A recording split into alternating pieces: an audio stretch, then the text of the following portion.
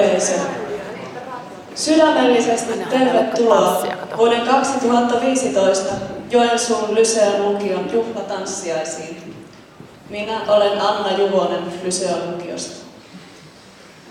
Nämä niin sanotut vanhojen tanssit saivat alkunsa Italian ja Ranskan hoveissa 1600-luvulla.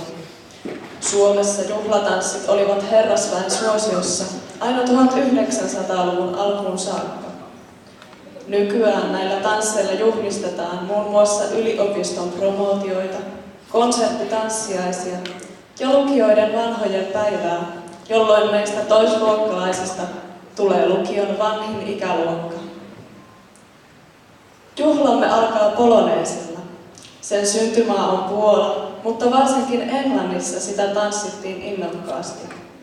Kerrotaan, että Englannin juhlatanssiaisissa, niin sanotuissa pukutansseissa vuonna 1846 Buckinghamin palatsissa kuningatar Victoria prinssipuolisonsa kanssa avasi tanssiaiset johtamalla poloneesia.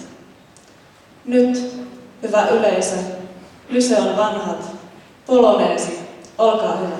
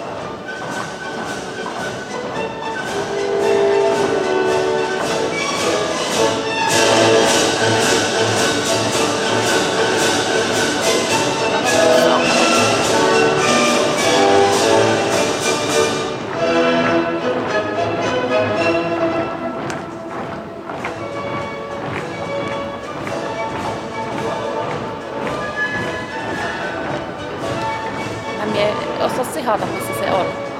Tuossa. Mä aika myöhässä ottaisin kuvaa, vaikka minä painan, niin menee kauan, että se on.